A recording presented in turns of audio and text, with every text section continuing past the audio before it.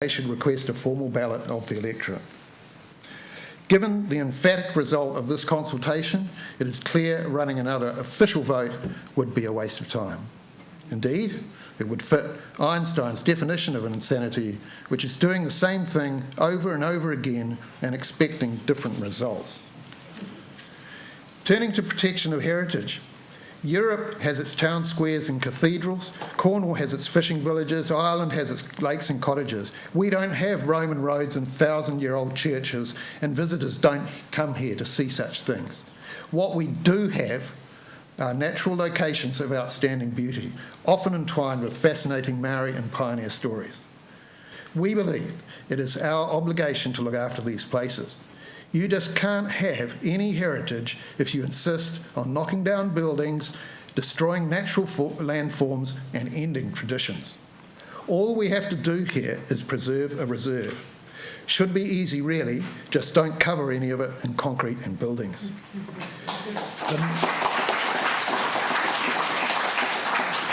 The number one attraction in Takapuna is the beach, closely followed by the beach reserves with the open and free access to the beach they provide. Visitors are amazed at how accessible our beaches are. Let's keep it that way. Turning to the community and the public good, I've often heard the campground referred to as a commercial activity, as if it were a Union Carbide plant belching smoke and pouring cyanide into our waters. Well, yes, it is commercial to a point. However, it totally relies on public support and goodwill to survive. Not to mention a fairly accommodating lease arrangement with council, given that such an enterprise couldn't possibly generate a return if it had to pay for the land. Lion Brewery's accountants knew that in 1978. Now, I'm not a campground expert, and heaven forbid council taking it over and trying to run it, but I'm fairly certain it would be hard to become a multi-millionaire running a small campground like this. Nevertheless, if someone is going to run it, then they, along with their employees, deserve to get paid for doing so. Therefore, in that sense, yes, it does have to be run as a commercial entity. However, it also has to have a strong public service bias in the same way that the cafe does. The campground has elements of a public good in that there is no barrier to entry other than the fee to rent a site, while the other community-oriented users of the reserve, Wakaama and Takapuna Boat Club, will, as far as I know, accept new members, perhaps not me, but you cannot directly join Yachting New Zealand. In addition, we've heard plenty of angst over the lack of funds to improve the campground or landscape reserve. We don't accept that that is an excuse for doing nothing or to lease it to someone who claims they will for $1. The fact that the campground has fallen into such a parlous state isn't entirely on the shoulders of the operator. The real responsibility sheets home to council and the predecessors of this board, particularly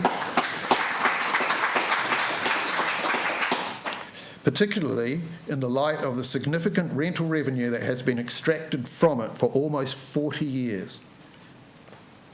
We are all for the board getting as much money as possible out of council to spend in our area, while I'm sure all board members know that the revenue from a lease on reserve land is supposed to accrue to the board for spending on reserves in the district. In terms of vision and legacy, in 1978, North Shore councillors made the bold decision to purchase the Takapuna campground from Lion Breweries. They borrowed to do it and continued operation of the campground, which effectively funded the purchase. Imagine how pleased they were to have secured this site. We are grateful to them that we even get to have this discussion. Let's hope this board will not only continue to protect this legacy, but perhaps add to the reserve as well. As a group, we are all for any initiative that enhances, or better still, makes the reserve bigger. As far as the current proposal for the boat hub is concerned, I'm afraid 89% of people just don't want it.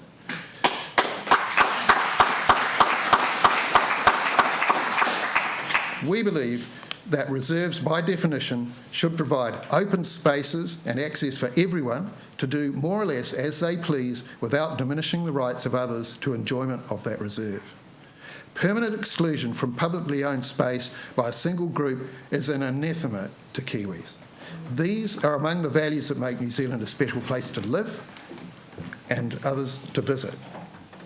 In conclusion, landowner consent in respect of the marine park proposal may not be specifically on the agenda, but that is exactly what is in play here tonight. This is a de facto landowner consent discussion. If the Chair and I agree on one thing, it's that there has been more than enough robust debate and time spent on this issue. The results are in. The resource consent is going nowhere until you make a decision. It's time for you to make a decision, local board. Is the board going to grant landowner consent for the HAT proposal or not? All right, thank you, Mr. Weymouth. Any questions?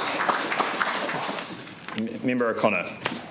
How surprised were you that so few people were interested in the boating hub?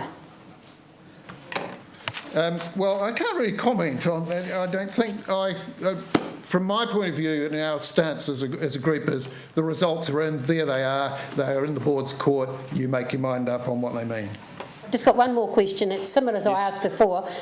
You live locally. I do. And did you make a submission to the management plan in 2012? I did. I can't remember you hearing. Okay. I am forgettable. Any further questions for Mr. Weymouth? No? Okay. Well then, with that in mind, I'd like to...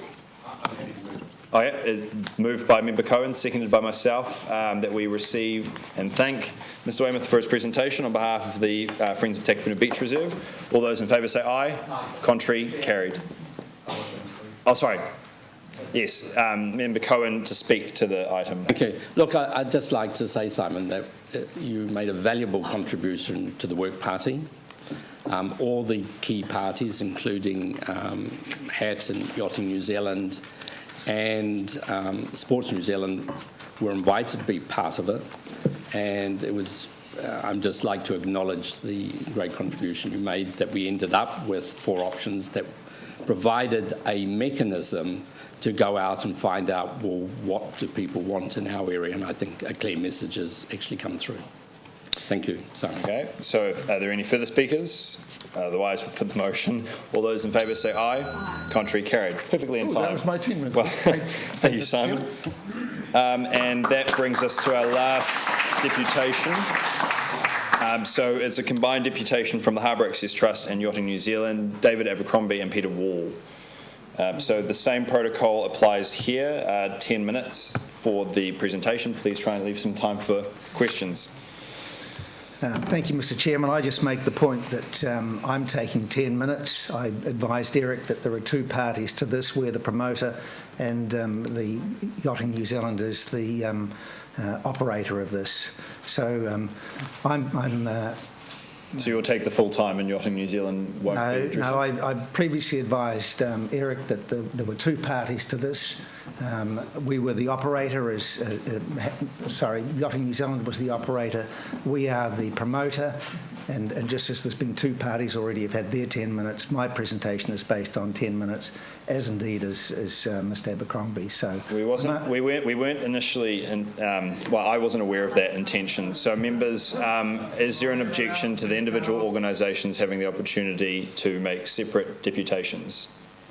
No? Okay, then we'll allow it. So we'll have Harbour Access Trust first and then Yachting New Zealand second. Okay, so I've already started your time, but continue, Mr. Thank Wall. you, Mr. Chairman, and for the opportunity to speak. I'm Peter Wall. As you all know, the chair of the Harbour Access Trust. I'm a relative new immigrant to the shore, having moved across from the bridge 25 years ago. I live in this lovely city. And I've had an 8-year journey as chairman of HAT that I just really wanted to briefly share with you. Before doing so, I take total exception to some of the comments and the integrity that's been stated in terms of us endeavouring to suppress accounts, and I'll be dealing with that outside of this meeting. That's absolutely incorrect. There's been no collusion. There's been no suppression of accounts. We're a charitable trust. we have to present those accounts. We have an annual general meeting, and those accounts are tabled in accordance with the requirements of the charitable trust. HAT was incorporated in 2007 primarily to bring to the North Shore a community-focused activity relating to marine activity on Takapuna to give better connectivity of this shore to the waterfront, and specifically to look at bringing ferry services to Takapuna and to Browns Bay. The first 2 years of our existence were focused on that.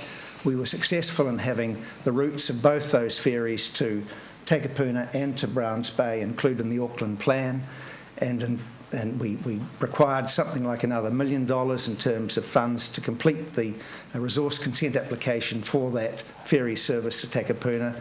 That was not forthcoming from Auckland City, and we parked that concept. In 2010, we were invited by the then North Shore City Mayor and the Minister of Sport to take on the promoter's role for what was then referred to as the National Sailing Centre in Takapuna.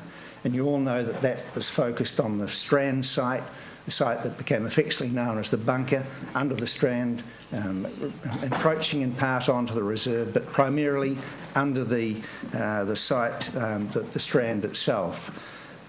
Yachting New Zealand required to be fit for purpose a hard stand operation for the rigged boats. That couldn't be housed on that site, and we lodged a resource consent for that hard stand on a site adjacent to the Takapuna Boat Club and the campground on that northern activity zone. That resource consent was approved.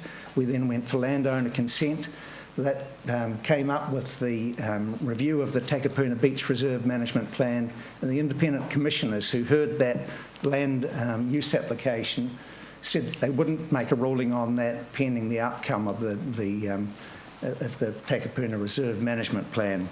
At the same time, we were running into cost constraints on the Strand site. The 8.5 million that we'd secured funding for, 3 million from Sport New Zealand, 3 million from the city, and 2.5 million from the community trust. That budget blew out to 16 million based on a number of factors, one being the need to relocate the telecom fibre optic cable that runs under that site, to house that within the roof of the building and to indemnify telecom for that going forward. We had to create the roof up to a National Roads Board standard to carry heavy duty vehicles. We had to relocate car parks that we took with the footprint of that building. And importantly, we had to guarantee a 24/7 access of the Strand to vehicle access, which required going across the adjoining land. The land that's now currently housing